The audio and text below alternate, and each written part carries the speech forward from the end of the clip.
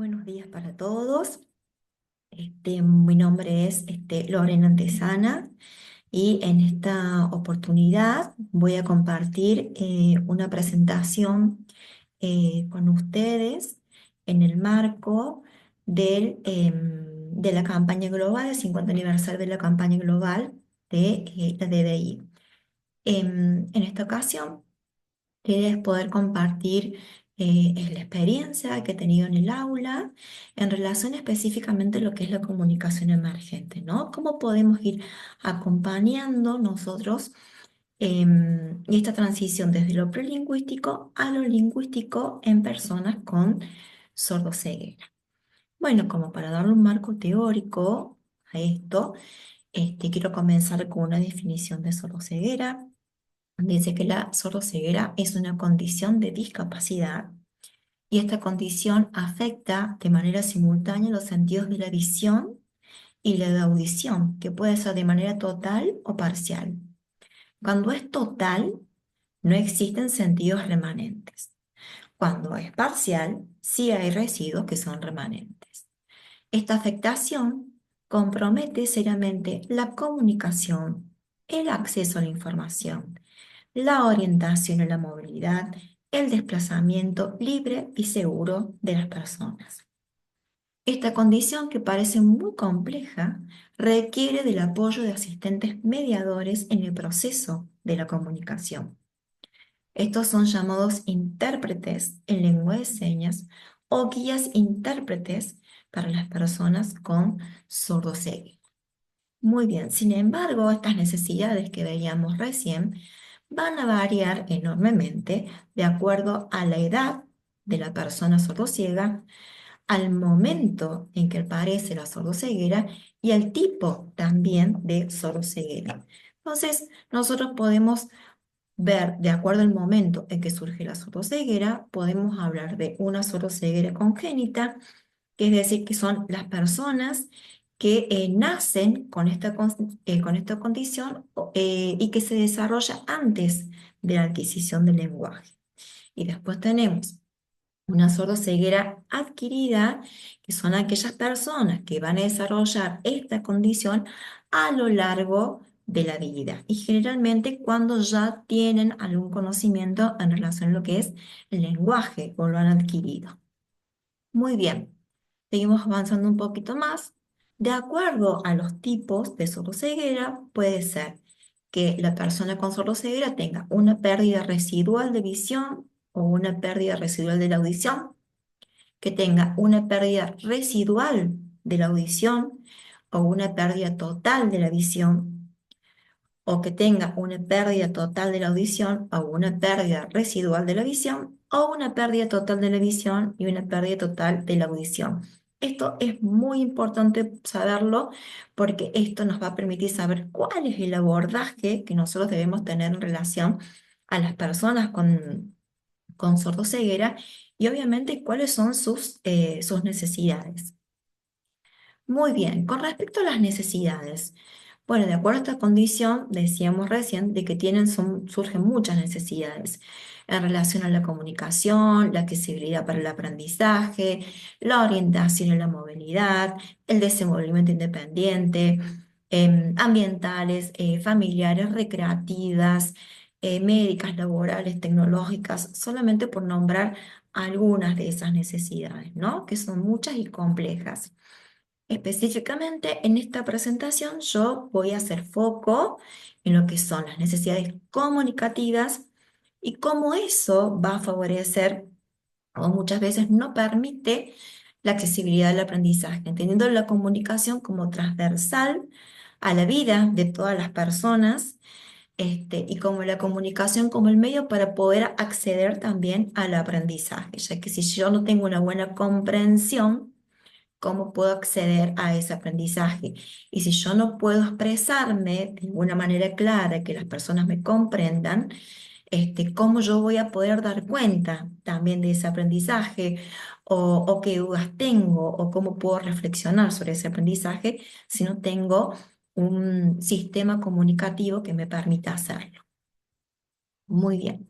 Yo tomé esta definición de Crespi Pérez como para darle un marco también teórico a lo que es una definición de comunicación. Entonces dice, la comunicación es el conjunto de conductas intencionales con el objetivo de afectar la conducta del otro. Yo tomo esta definición porque es muy importante, porque nosotros no debemos tener dudas cuando realmente hay una comunicación.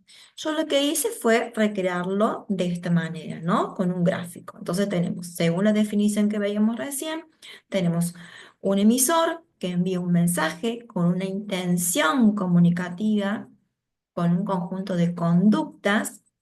Esa persona la recibe y se vuelve y se da una respuesta, ¿sí? Siempre va a estar determinado dentro de un contexto, porque siempre vamos a mirar la parte pragmática de esta comunicación, y esto sería un gráfico que podría representar la definición que yo les mostraba recién.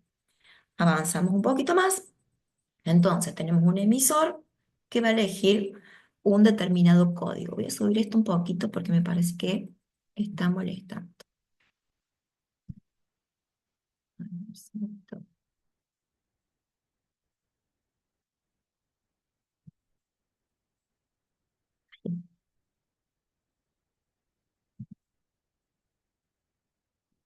Muy bien, ahí estamos.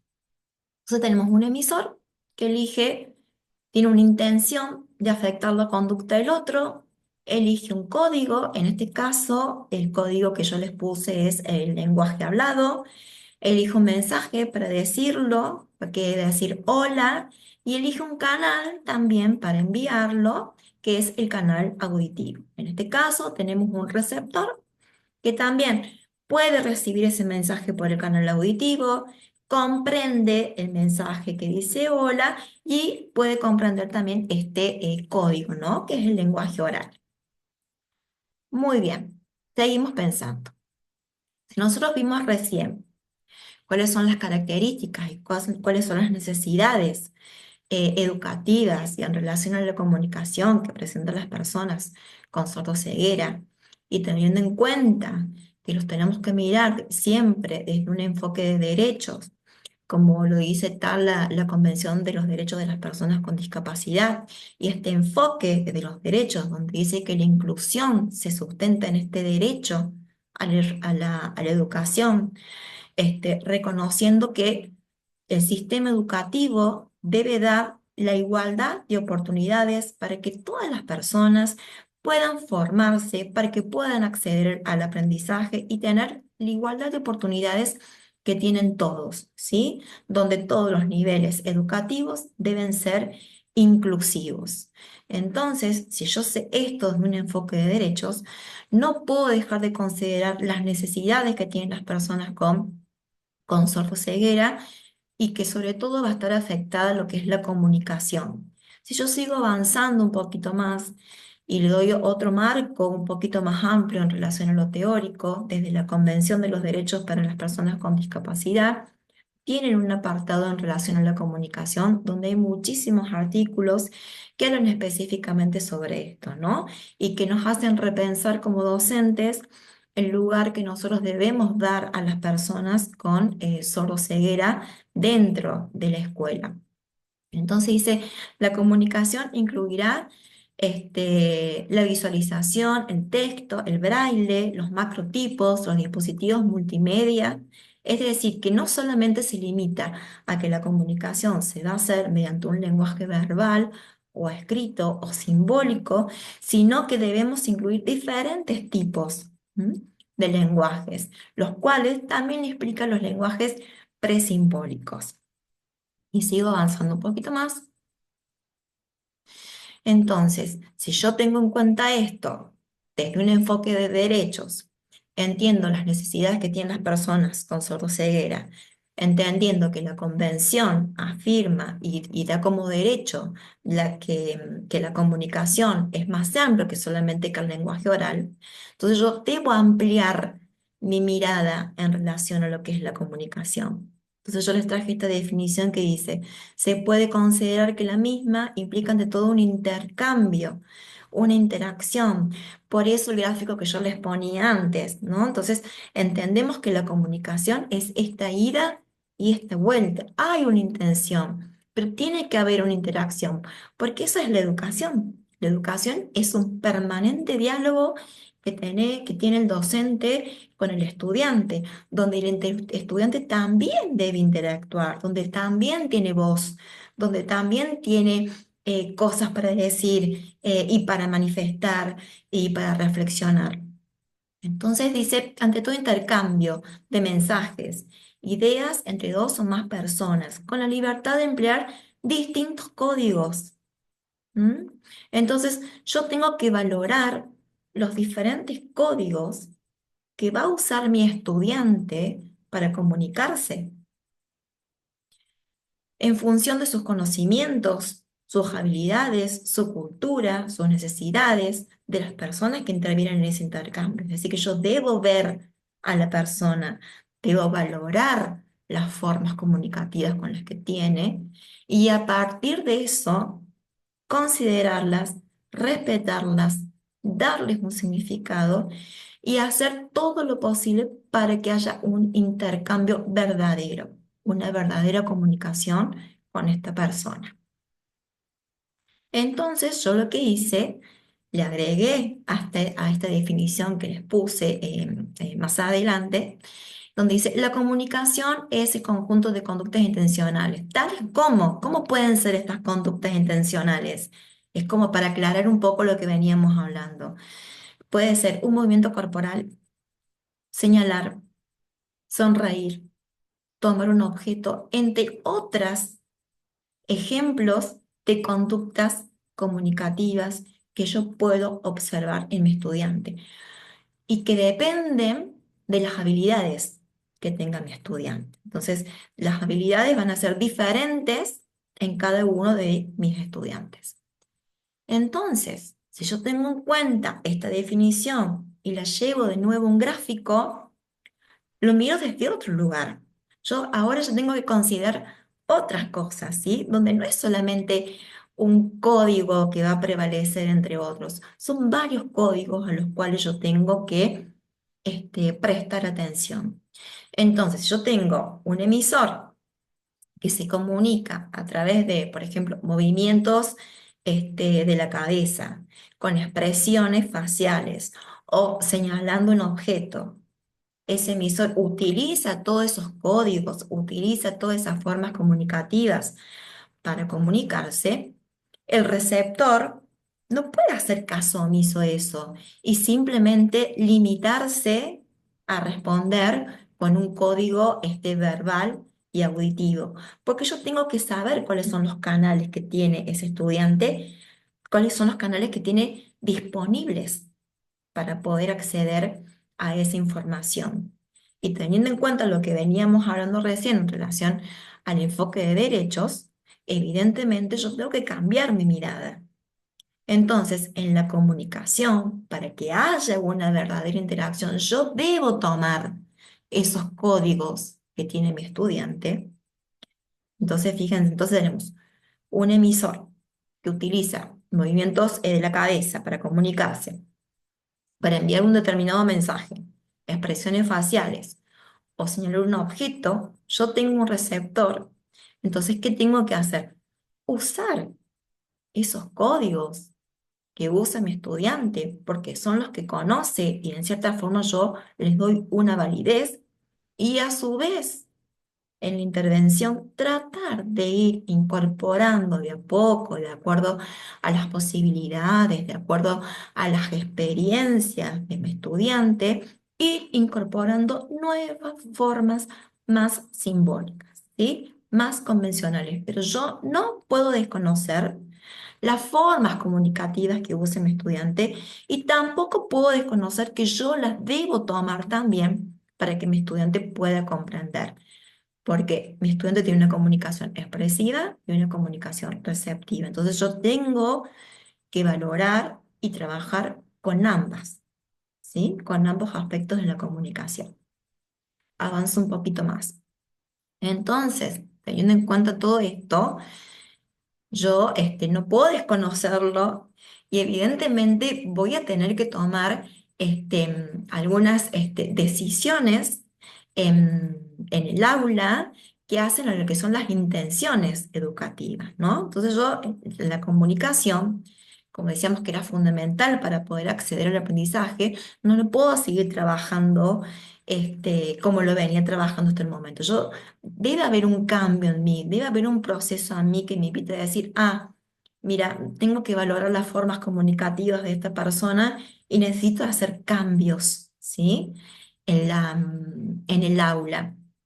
Entonces, el abordaje de la comunicación debe ser multimodal, que es poner a disposición del estudiante todos los apoyos comunicativos multimodales que necesite para poder comunicarse. Estos pueden ser recursos con apoyos, recursos sin apoyos, de alta o de baja tecnología, ¿sí?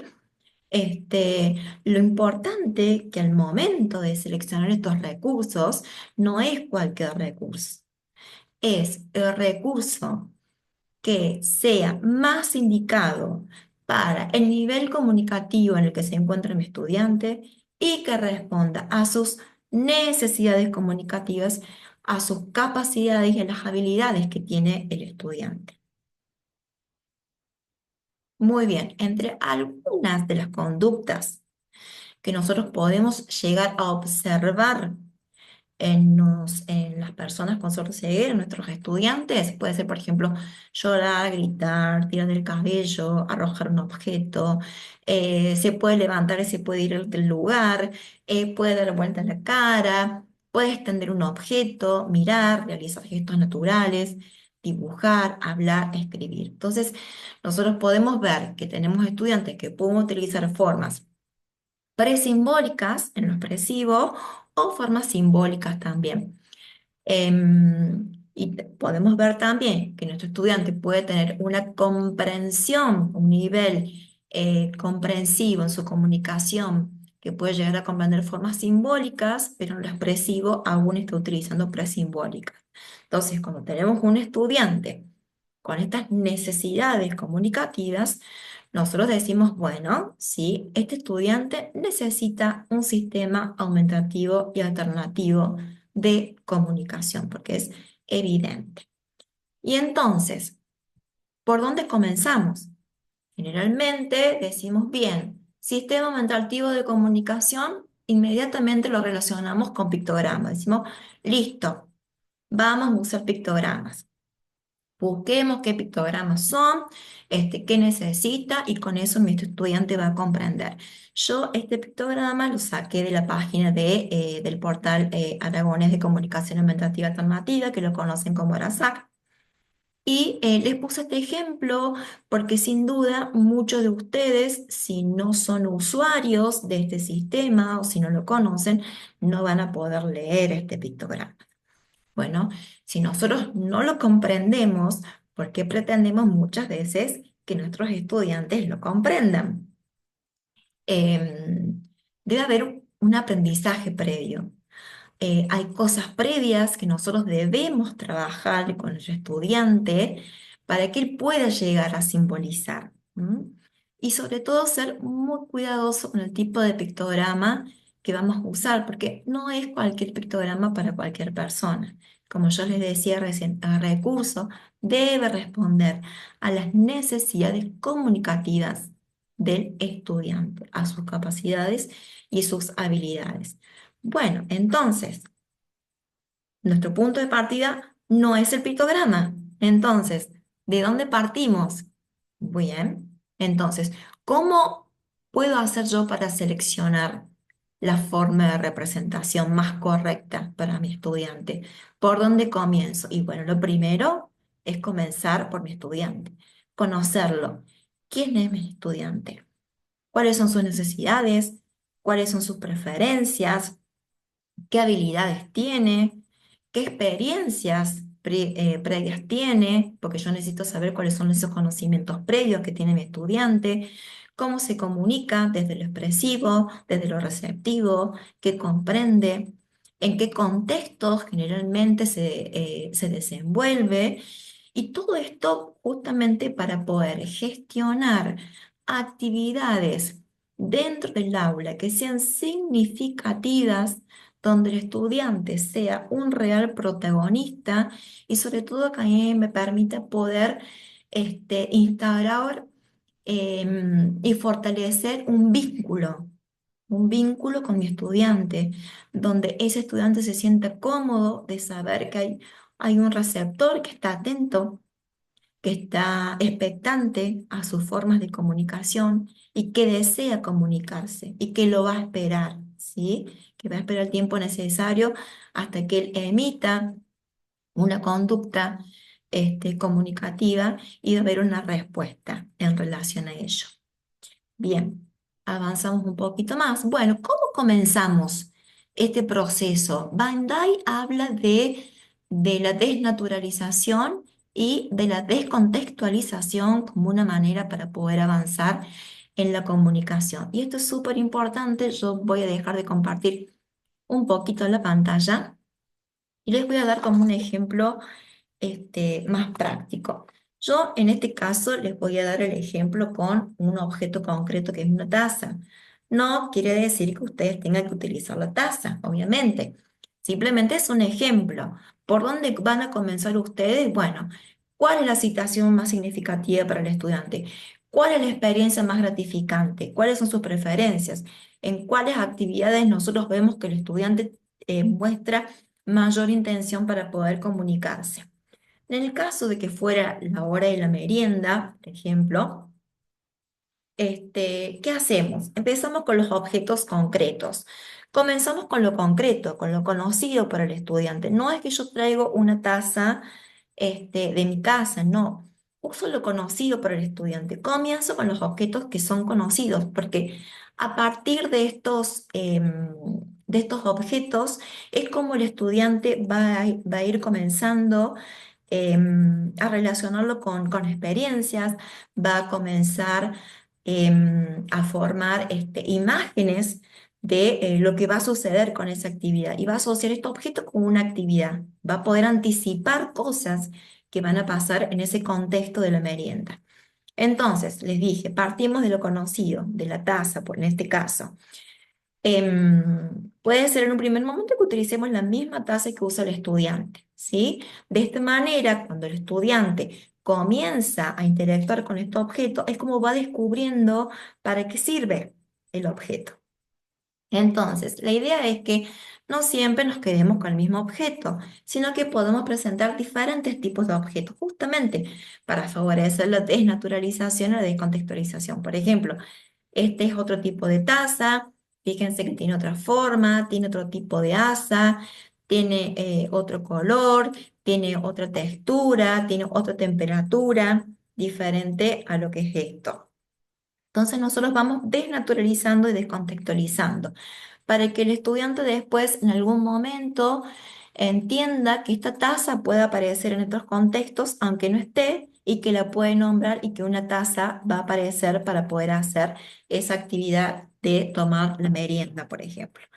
Entonces, tenemos el concreto, cómo vamos haciendo este paso de desnaturalización y descontextualización que nos habla Van Dijk. Fíjense, tenemos el concreto, donde la exploración se hace de manera conjunta, lo podemos hacer en resonancia, lo podemos hacer en coactivo, ¿sí? Y después, fíjense en acá, yo les presento también, es la misma taza, nada más que está pegada sobre una superficie, ¿sí? En este caso, la exploración ya no es total, ¿sí? Ya no puedo hacer toda la exploración del objeto, pero sigue siendo el mismo objeto y vamos haciendo la relación con esto. Esto mismo que está acá es este objeto que nosotros podemos hacer la exploración casi, casi total del objeto. Y seguimos avanzando, no nos quedamos en esto. Entonces, fíjense cómo podemos continuar este proceso. Yo puedo presentar esta imagen y fíjense en la diferencia. Acá teníamos todo el objeto, ¿sí? Pegado donde no era no podían hacer toda la exploración y acá es solamente la mitad del objeto, ¿sí? Entonces, la exploración también se va disminuyendo y de esta manera le damos a entender que esto que está acá es exactamente este mismo objeto que está acá. y le empezamos a dar un nombre. Le podemos dar un gesto natural, por ejemplo, junto con el estudiante podemos hacer un gesto natural y lo vamos nombrando. Entonces, cada vez que vamos presentando esto, le vamos dando un nombre, un vocabulario, porque el estudiante tiene que tener un vocabulario para poder nombrar las cosas. Si nosotros nunca le decimos cómo le podemos, cómo se dice taza, o no le damos un gesto natural, cómo va a ser el estudiante para poder decirnos lo que quiere, lo que está necesitando. Entonces, lo seguimos trabajando de esta manera y en algún momento podemos llegar a presentar una miniatura. En algún momento pueden llegar a convivir las dos formas, sí, por supuesto, porque tiene que ver con el proceso en la transición, en este proceso de desnaturalización que está haciendo mi estudiante, que es muy personal, porque va a depender de sus necesidades y de sus habilidades. Entonces, en un momento yo puedo convivir, el estudiante puede convivir con las dos cosas, ¿sí?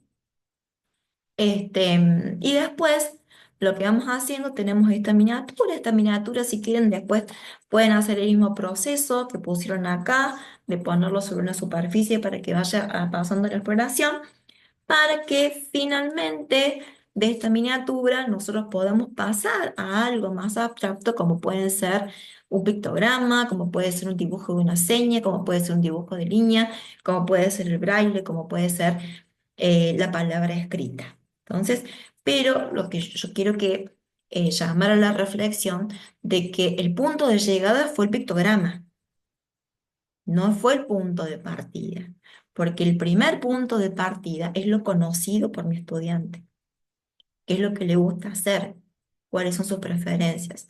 Y a partir de esto voy a ir incorporando nuevo vocabulario con el estudiante, ¿sí?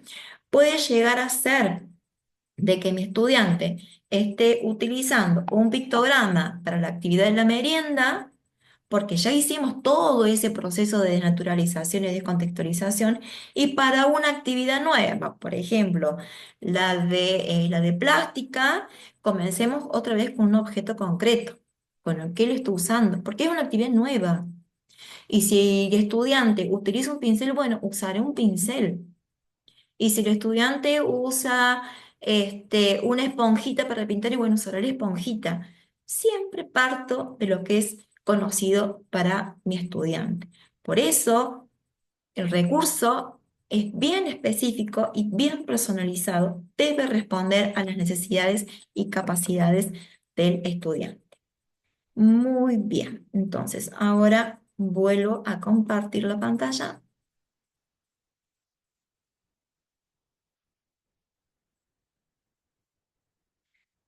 Donde nos habíamos quedado.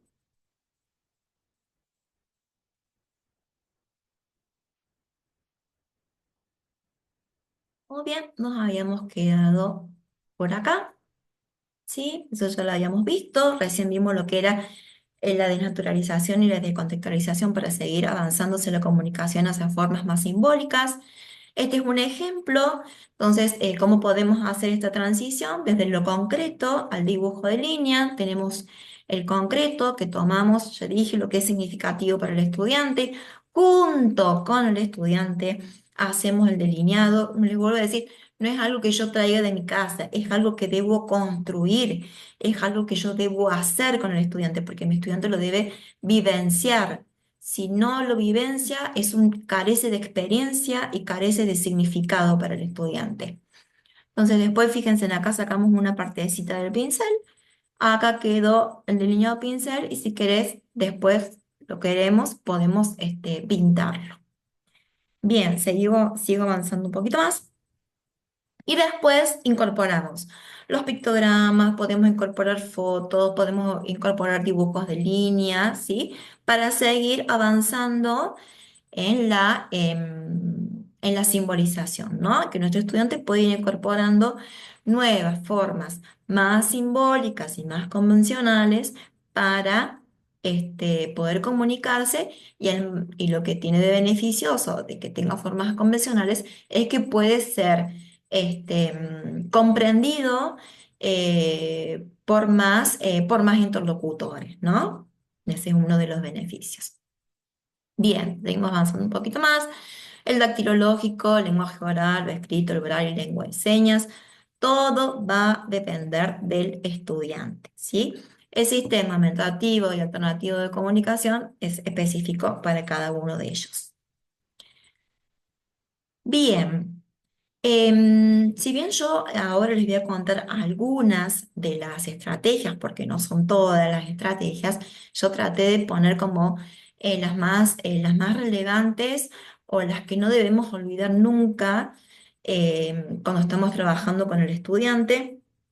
Y en realidad yo las separé, pero es un conjunto. En el aula, en lo que es la experiencia educativa como que ponemos todas estas estrategias en funcionamiento a la par. Es una a la par de la otra, digamos. Bien. La primera estrategia que yo les traje acá es la de la anticipación. La anticipación es súper, súper importante porque ustedes recuerden que nuestros estudiantes no escuchan como nosotros, no ven como nosotros, no tienen las mismas experiencias que tenemos nosotros. Entonces, cualquier situación extraña o cualquier situación que no sea anticipada puede provocar algún tipo de conducta disruptiva en mi estudiante. Entonces, muchas veces cometemos el error de trasladarlos de un lugar al otro sin avisarles a dónde los vamos a llevar. Entonces, o cometemos el error de muchas veces comenzar a trabajar sin ellos, sin antes anticiparnos. Eso es muy importante que nos anticipemos, que nosotros nos podemos presentar ante el estudiante, podemos tener algún objeto de referencia que nos pueda identificar. Por ejemplo, yo cuando vaya a trabajar con el estudiante, le puedo mostrar la pulserita y hacer la asociación de que va a trabajar conmigo. Cuando venga otro profesor, decirle, bueno, ahora vas a trabajar conmigo. Tiene que ver con el respeto también a nuestro estudiante de saber con quién está trabajando y que en algún momento nos pueda llegar a nombrar también o que pueda llegar a preguntar por esa persona.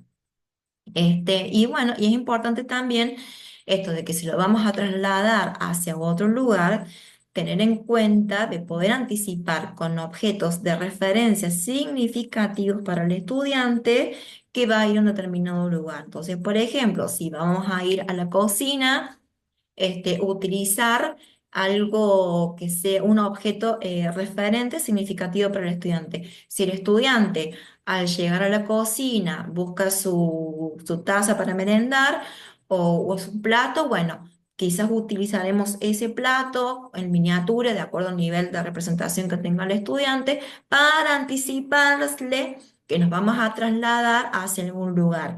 Y es importante también porque en ese lugar puede haber mucho ruido, puede haber o algún cambio de actividad. Entonces es importante que yo le pueda anticipar a mi estudiante, mira, vamos a ir a tal lugar y en ese lugar va a pasar tal cosa. Cuando uno anticipa también lo que hace es poder cuidar también emocionalmente, ¿no? A nuestro estudiante, ¿sí? Y sobre todo que esa situación, ese contexto, se haga comprensible, se haga, sea coherente y que permita también la autorregulación del estudiante, ¿sí? Y bueno, también es un pilar fundamental para la comunicación, justamente por estos diálogos no verbales que comenzamos a tener en un primer momento. Entonces, al tocar una taza, el estudiante puede tener alguna reacción, yo puedo responder a esa reacción como que comprendí que vos me estás diciendo que vamos a ir a tal lugar y así comenzamos estos diálogos presimbólicos o estos diálogos no verbales, ¿sí? Y la anticipación permite justamente poder establecer rutinas que sean compartidas y que tengan un significado con la otra persona. Bien, continúo un poquito más. También podemos utilizar anticipadores en los espacios. Estos anticipadores, la verdad que son muy buenos porque permiten justamente lo que tenga que ver con la autorregulación, con la independencia, con el libre desplazamiento que pueda tener el estudiante dentro de los diferentes lugares porque hace que el entorno sea accesible en relación a la comunicación. Entonces, no necesita que permanentemente esté un docente diciéndole, bueno, en este lugar trabaja tal persona, se hacen tales actividades, acá trabaja la secretaria o en esta aula trabaja tal docente, vamos a hacer tal cosa. Entonces, el mismo estudiante puede ir tomando información a través de estos diferentes sistemas de representación, lo que le permite que sea el comprender mejor el espacio, poder anticiparse y por supuesto elegir si desea o no participar de ese lugar, ¿no? En el que se encuentra. Y es importante que estas señalíticas tengan las diferentes formas de representación, porque dijimos que nuestros estudiantes pueden estar en diferentes niveles comunicativos. Bueno, entre otras de las estrategias que les traje hoy, reconocer las señales emergentes. Nuestros estudiantes a veces utilizan formas comunicativas que para veces son imperceptibles, que son presimbólicas. Entonces nosotros debemos estar muy atentos porque a veces ellos hacen un gran esfuerzo por poder dar una respuesta a lo que nosotros le estamos preguntando. Entonces, cuando no hay lenguaje, esta respuesta puede ser motora, puede ser gestual o puede ser tan sutil como el cambio de un tono muscular. Entonces, nosotros debemos estar atentos a eso. Si nosotros comenzamos un diálogo con el estudiante, esperamos la respuesta. Entonces, que puede ser un movimiento del dedo, que puede ser un movimiento ocular, le damos un significado a eso, a ese movimiento o a esa expresión, y de esa manera tratamos de convertir en un gesto natural que sea compartido entre estas dos personas para que el estudiante puedan decir, yo cada vez que muevo los ojos me doy cuenta que el docente comprende lo que yo estoy diciendo y de esa manera comenzamos este diálogo, como yo les contaba recién, presimbólico. Por eso es muy importante estar atentos. El docente tiene que ser un gran observador de estas formas comunicativas. Entonces es importante hacerlas contingentes, darles un significado, hacerle entender al estudiante que yo estoy valorando esa forma comunicativa y juntos vamos a tener una significación compartida en relación a eso. Pero para eso también es muy importante generar estos ambientes reactivos, ¿no? Que posibiliten la interacción del estudiante. Entonces yo puedo llegar, yo necesito generar situaciones donde el estudiante tenga la necesidad de comunicarse, ¿no? Y posibilitar todas las condiciones para que ese estudiante pueda sentirse a pleno. Es decir, que si yo no pongo a disposición del estudiante los recursos, ¿cómo pretendo que el estudiante me alcance una tasa si no está en el lugar? ¿Cómo pretendo que el estudiante me responda si yo no le mostré antes que estoy presente y que estoy ahí esperándolos? Y lo fundamental es el tiempo de espera, porque cada uno de nuestros estudiantes tiene sus momentos, tiene sus procesos, tanto para comprender lo que le estamos pidiendo. Recuerde que estamos trabajando con estudiantes con sordo-ceguera. Entonces, también necesita un tiempo para poder dar una respuesta, ¿sí? Necesita más tiempo para poder procesar. Entonces, es súper importante. Si yo veo que el estudiante pasa un tiempo y no tengo una respuesta, bueno, ahí vuelvo a decir la indicación. ¿Te acordás que está tal cosa? Yo te estoy esperando. Yo te pregunté tal cosa. ¿Qué te parece a vos? Y utilizo y le doy al estudiante desde la comunicación multimodal todos los recursos que esté necesitando. En ese caso también lo puedo acompañar con una clave de tacto, con una clave de movimiento, con alguna exploración en resonancia, para que se siente y decirle, mira, acordate que si vos querés tal cosa, podés tocar tal botón, si vos querés llamar la atención, podés tocar tal textura, ¿sí? Le vamos dando como esas pautas, pero siempre a su tiempo. Porque si nosotros nos adelantamos a eso, como les contaba recién, a veces el estudiante hace un gran esfuerzo para poder hacerlo y si nos anticipamos a eso, puede ser que el estudiante ya no tenga la motivación para poder comunicarse. Entre otras de las estrategias, bueno, el modelado es súper importante porque es una forma de mostrarle, de enseñarle conjuntamente con el estudiante cómo se hace la actividad, como hablaba Banda recién, acompañándolo con la resonancia, ¿sí? Con los movimientos coactivos.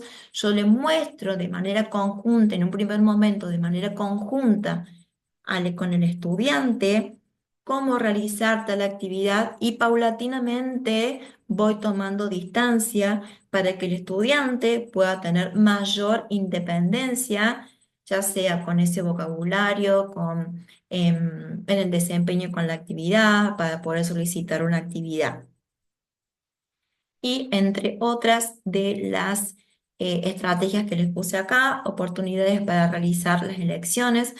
Esto es súper importante porque muchas veces nosotros gestionamos situaciones comunicativas en el que estudiante solamente tiene oportunidades para responder sí o no. Entonces decimos, hoy vas a hacer tal cosa, hoy vas a hacer lo otro, hoy primero vamos a tomar la merienda, después vamos a hacer esto, después vamos a hacer lo otro. Entonces le damos pocas oportunidades para la intervención y dijimos que nuestro estudiante tiene que ser protagonista. ¿Cómo va a utilizar ese vocabulario que le estamos enseñando si no le damos oportunidades para que elija, ¿no? Esta oportunidad de que poder decidir, hoy quiero trabajar con tal cosa, hoy me gustaría hablar sobre tal tema. Tengo dudas sobre lo que vimos ayer en relación en el aula, por ejemplo, en la actividad de ciencias naturales.